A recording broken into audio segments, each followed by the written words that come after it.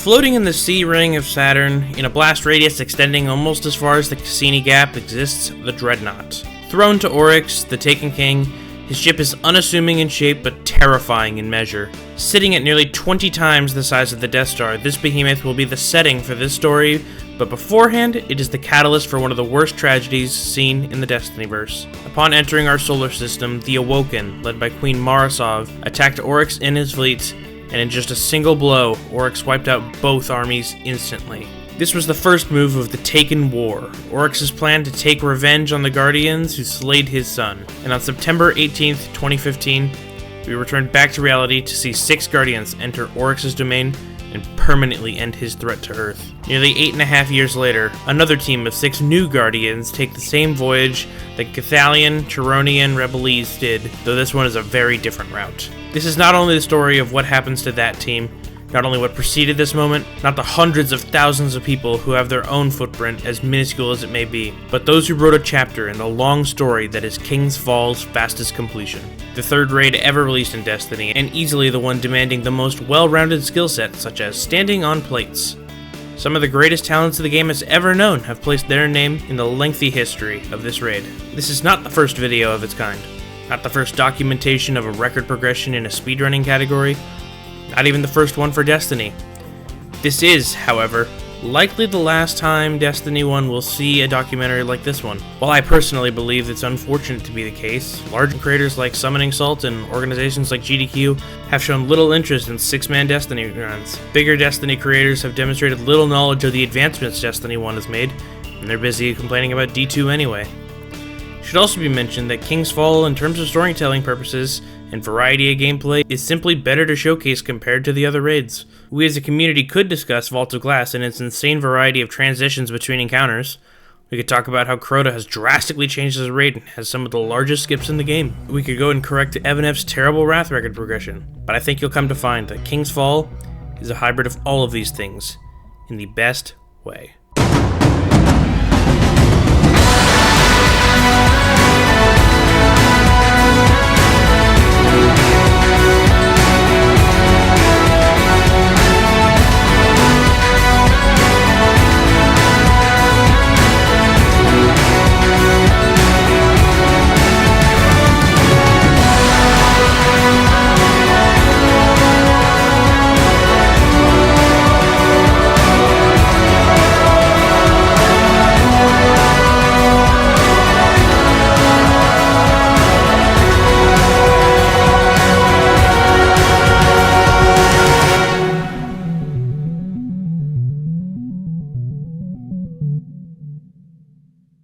Every story begins somewhere, and that somewhere is different depending on where you look. Unlike most games, there is no primary speedrun category for Destiny. There are 4 of them. As it would happen, we would acquire the world's first completion of each and every one of these raids, and by extension, what is technically the world's fastest completion when they would happen. King's Fall isn't an exception to this or anything, but I would rather point towards the more narratively and graphically sound option, and showcase what is considered the first ever intentional speedrun of the game. Since the first ever speedrun of King's Fall has no attached footage, you will hear this a lot, we will have to go on 2 things: Raid Report and speedrun.com. Now, I will point out for those who may be cheating ahead to look at the times, I would refrain from doing that not only because of poor sportsmanship, but both of these sources are relatively inaccurate, or in SRC's case, incredibly inaccurate. With that out of the way, we can begin with speculations on what transpired in this run. The Raid Report link had the makeup of the team as 1 Titan, 3 Hunters, and 2 Warlocks. Though this had nothing to do with the actual strategies used, because this run took place only days after the raid was released, and is more because it was just the highest light level characters they owned. This is something worth noting because lots of raiders today won't have to play in the condition of the earliest records. Max light back on the Xbox 360 and PlayStation 3 is only 335, but the raid released before anyone was even 300 light. 290 King's Fall was genuinely difficult because nobody knew how to do it, and those who did were guaranteed to be at most a few light levels above the recommended. With all that considered, it makes sense why there weren't any speedrunning strats, I put in quotations, to be found yet. They just did the raid start to finish the only way they and the entire community knew how. As seen by future records, they probably had to wipe on occasion because the enemies hit a whole lot harder than we are used to. So while by the standards set by speedrunners of the future, it's not a good run, I think it's a good starting point with its simplicity. Now let's blow this shit out of the water. Very important spoiler I'm giving right now. This is by far the largest jump in time we will ever see for this raid, and not by a small margin. My argument against the world's first completions being regarded as a serious accolade to the player is always this. When the popular content creators play a raid, they have enough of a following to get early completions and records on top of their streamer friends that don't need to take off work for the raid release.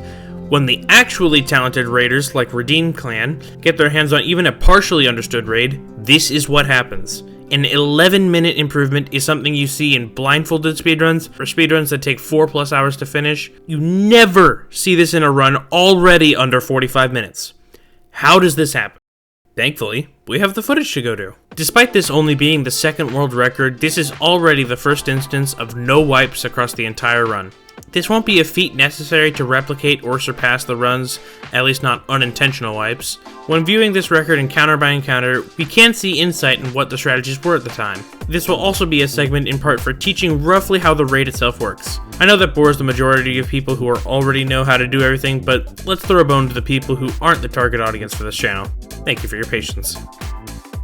We start the raid in the Hall of Souls, where the players have to divide and conquer into 3 teams because the enemies still hit like a tank. We have 2 people in the middle killing everything that spawns, while 2 other pairs split to either side to run the relics. One player picks up the relic, then the other player's job is to take out the door and wait for the next relic to spawn in. This particular strategy would be altered as the story continues, but is still used in some form in runs today.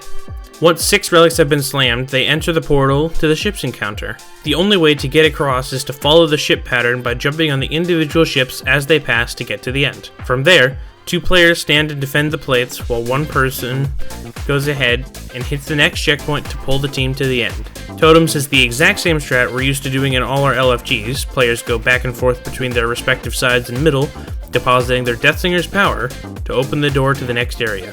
War Priest is an invincible warrior with a high boomer, and by standing on the plates in the order the glyphs say, everyone goes to meet in the middle for damaging. By cycling through Hunter tethers to increase the damage dealt to War Priest, it's just barely enough to kill him in a single phase. This was still the era of playing characters at the highest light, but people were still using Hunters to increase the damage that enemies receive. They still had a general idea of what was good to use for the raid. Golgoroth is a massive hive ogre with an unprecedented amount of health. By designating a player to shoot his back and distract him, it opens his chest while the rest of the team can pump as much damage as possible. By dropping one of the orbs off the ceiling, they can multiply their damage by 10 for the entire 20-second damage phase. Like the War Priest, Golgoroth is also continually tethered by the Hunters that leads to a quick 2 damage phases for him. That brings us to Transept, the second of King's Fall's jumping puzzles. Teams are expected to parkour down to the 3 plates here and create bridges to climb back up, but Redeem uses the sword-heavy weapon to run along the wall here. This process took quite a long time to complete, but is still a significant gain over the normal methods that were likely used in the 44-38 time. Arriving at Daughters, the team switches to the Touch of Malice scout rifle. This is slightly impressive to have this early into the game and makes this encounter go a little faster, being a guaranteed 1 attempt at the encounter because of the consistent high damage output of Touch of Malice. A random player is torn between dimensions and starts on the plate counterclockwise to the relic in the sky. That relic is then used to steal the protective barrier around one of the Daughters. After repeating this once more, we arrive at Oryx where, and I cannot stress this enough, they use the detonation strategy where Redeem detonates the orbs they create each round. This is called 4 orb strat and is both by far the fastest and easiest strategy to do, and until very recently is still the best overall method. Please don't let people tell you anything else, they are wrong. Those things that we detonate are created by the ogres that are killed in the pools near each plate. Since you can only have 4 at a time, totaling 25% of Oryx's health, a 4 phase is the shortest you can do in this encounter. I sprinkle in transition phases where he will either teleport you to fight the Shade of Oryx, or back up and bomb the fire team with mortars. That's basically how you do King's Fall at world record speed in 2015. This is also the start of one of the longest dynasties in Destiny history. Quick break to introduce the more visually appealing part of the video. Everybody please say thank you to Vakuuberi Art for the spectacular design of our first character of the story, and for the designs of all the characters still to come. Tfue represents his title here as the first truly exceptional raider in Destiny history, and the true face of Redeem for at least the time being. The only top player from the Stone Age of Destiny to enter the Hall of Fame for raiders, and for good reason too. As a world-class raider and Crucible player, he finds himself in rare company of players who are this good at both activities. Tfue would retire having achieved a mammoth 15+ world records across every raid, a total even some of the best raiders today aren't able to hit in their whole careers. But we aren't quite there yet. This is just the first recorded record of the long history of King's Fall, and while many sports champions are expected to immediately play title defense, I don't think we will be seeing a challenger to this record for a while. Even in the early stage, it's so far ahead of the competition that it took 6 days to break. Well, so much for that record. Less than a week into that earth-shattering, or I guess Saturn-shattering run, it's been topped by over a minute. Looking at these runs, side by side, it seems that Power and the rest of Feral Blood imitated Redeem as best as they could, while doing something about that awful transept.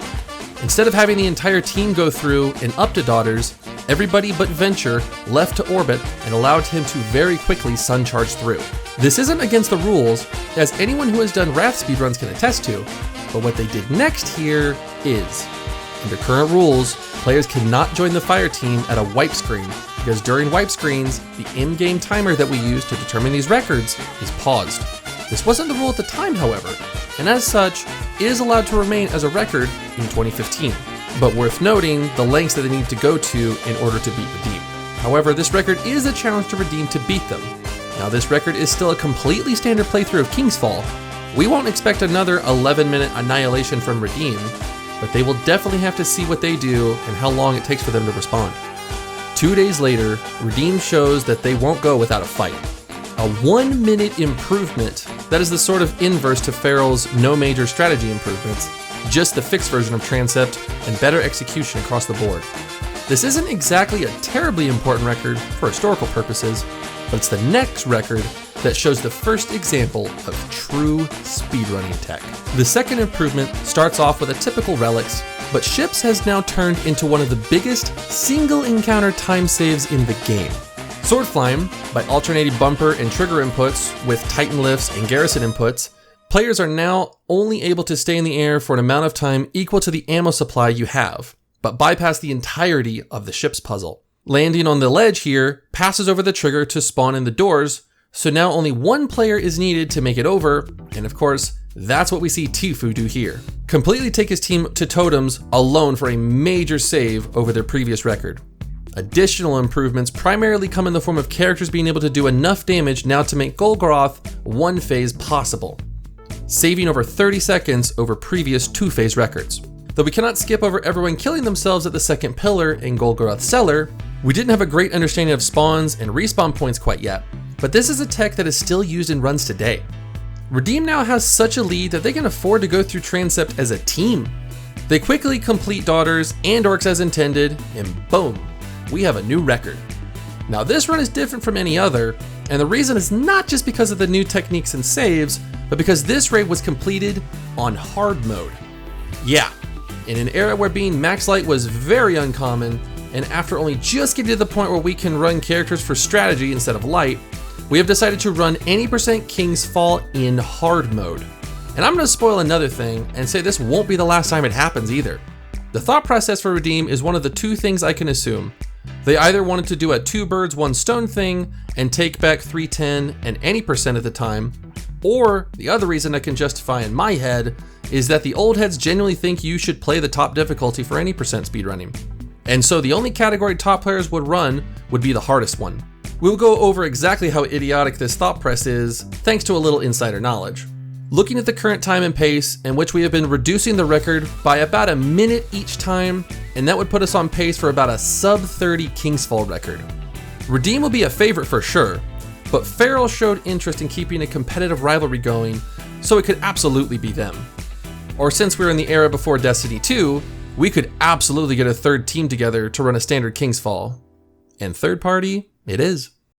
I really hope you like times that start with the 2 because you're going to be looking at them for a substantial period of time.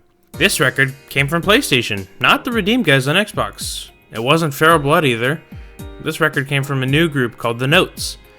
It should be brought up that while this wasn't exactly a legitimate record by the standards of today, that Transept Leave strat is back, nothing to be done about that. Now, before I get into what the record itself contained, which is new strats, better ideas, 2 cuts in the video, all of which are fine here, I need to answer the 310 question. Now, almost nobody in the entirety of the game was really aware of this record, or really most records, because most everyone on Destiny has only been playing for the last half decade at most. Playing on and off since 2016, I found myself as a veteran around most, but I don't know what public discourse was over things like speedrunning at the time. And the same is said of the few who have been around as long as I have. So, I decided to reach out and thank God for mhorth21. Not only was he the only response I got out of those I sent to the top players over the years, he responded within a couple days of me asking for assistance with this project. Among the many questions he answered from me was the reason 310 was run, and how it tied into how this run was viewed controversially in the Destiny community. Unfortunately, of those options I stated previously for running 310, it was expected of top players would play the raid on the top difficulty, even though it meant slower times and records. The second controversy was the fact that they used the timer pause method at Daughters, which, yes, is now against the rules, but Redeem had used that strategy in multiple records. Speaking of Redeem, Redeem would go so far as to request that mhorth take down this video because of those 2 facts. The whole ordeal eliminated a lot of motivation mhorth and the Notes had to continue competing with Redeem. It was really disheartening to personally learn this. As a person who's loved King's Fall as long as I can remember, these were the people I admired when I wanted to see speedruns of Destiny. Redeem wasn't just near the top of all the records, they were the top. If they didn't hold every record in every raid that existed, it wasn't just seen as an upset, it was outright failure on the part of Xbox speedrunners. There's never just one side to a person, and that sentiment carries over to your heroes. If it's any consolation, it didn't seem to bother mhorth and the Notes at the time, and they're all adults in their 30s now, and it likely bothers them less than ever before after each day passes. The most noteworthy development is having multiple people sword fly over to the second part, instead of only sending one, and having them do the hammers to get to the end. It's only a slight improvement, but it is still important because it will be several more minutes before we leave this concept for ships. Golgoth was a 2-phase, but not a terrible loss, and that's really all there is to say for losses. Warpriest saw the first instance of a brand holder doing damage, and not just tunneling in on every enemy killing. Again, it's another record with equal performances across most of the raid, and there's not much else to say about that. I know it's going to be a sentiment you'll be annoyed with later on, but it's really all there is to the run. The totems on PlayStation were excellent. Players had memorized the potential spawn locations for relics and are using fusion rifles to take down doors. Fusion rifles are so that doors can be taken down in a single shot, and players can simply move back to set up in the exact position for relic spawns. As simple as this sounds, this is something that players still do today. And, well, early Destiny strats were just which large platform confidently said something incorrect first. It will actually shut down. You'll no longer have the ramp on the front of the vehicle to go up on. So what you need to do is to get your team to hop onto this vehicle and kill the ads immediately in front of you. You then have to shoot the giant glowing object behind the very front of the vehicle, as you can see me shooting right now. Once you do enough damage to this section of the vehicle, and you can actually again see a monitor with a circle fill up to show you how much damage you actually have. Once it's all the way filled up, there's going to be another enemy, a yellow health splicer engineer, on top of this vehicle. Head up to the top and kill him. Players rarely think too far outside the box, and it makes it a lot harder to watch raid gameplay. Even great for the time raid gameplay, because we know for the simplicity of strats ahead, we've mastered techniques that you will see in the next episodes. Regardless of the quality of the runs here, this is still a more typical speedrunning game at this point, and after such a massive breakthrough in the time, we can expect a long wait before the next record. So, the next record we go. One day. It took only a day to beat the Notes record. We see for the second time PlayStation losing the record to Xbox for what seems to be just a talent deficit, and for the second time, it was another hard mode record. Nothing else changes in terms of strats between the difficulties at this point in history. At least I would be talking about the talent deficit if it weren't for how Transept ended.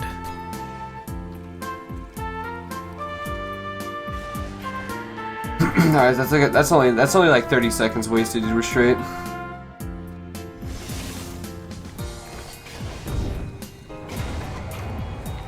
Needless to say, this was Sneed's last time on King's Fall record, and this would be the final time for Tfue. The first of many characters in the story of King's Fall will eventually retire from the Destiny franchise at large, and after a tremendously successful career in Fortnite, would move on from his gaming career a decade later. I hope he's living his best life. I want to go back to sports references again to bring you guys to the Green Bay Packers, the late 2000s. Brett Favre had already done a Hall of Fame's career worth of great quarterbacking and flip-flopped between retirement and playing to the point where the Packers got this over with and traded him to New York. Thankfully, the Packers had future Hall of Fame quarterback Aaron Rodgers waiting behind him, who would lead the Packers to a Super Bowl win just 3 years later. Funny enough, now he's with the Jets. Tfue leaves King's Fall now, but here to take his immediate place, not only as a member of Redeem, not only as a King's Fall record holder, but the man who would eventually claim Tfue's title as the greatest raider to ever grace the game. Cruelty IT. At this point, just some guy.